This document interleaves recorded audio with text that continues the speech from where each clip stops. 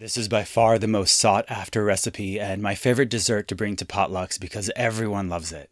Soak 2 cups of raw unsalted cashews in water for about 6 hours, or if you're short on time, you can boil cashews in hot water for 15 minutes for them to be soft enough.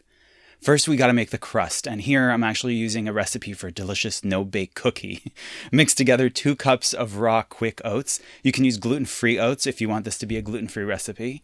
I sometimes use almond and walnut crumble instead because I don't eat oats, but we're gonna keep it really simple this time. You can use whatever crust you want actually because it's just the vehicle for the delicious filling we're going to make.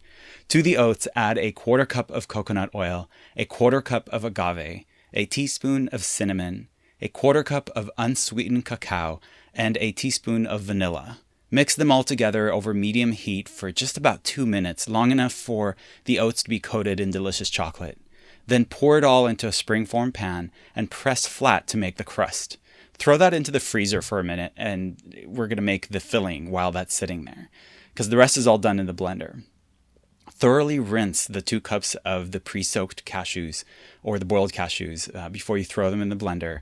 Add 2 tablespoons of lemon juice, a cup of dairy-free milk, half a cup of agave, and 2 tablespoons of vanilla.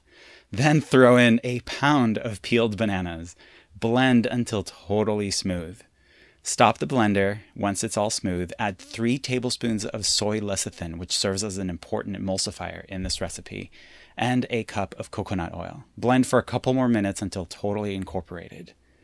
Pour all but 2 cups into the crust in the springform pan, and then to the remaining 2 cups, add a 1/4 cup of unsweetened cacao and a tablespoon of vanilla.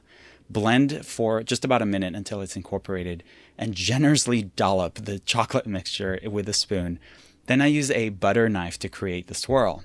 Let the cake sit in the freezer for an hour and then in the fridge overnight. Patience is truly a virtue in this cake, and it's totally worth the wait because the next day, look at this. It's so delicious and beautiful. If you have any questions, please be sure to leave them in the comments below, or any suggestions or substitutes, please share them.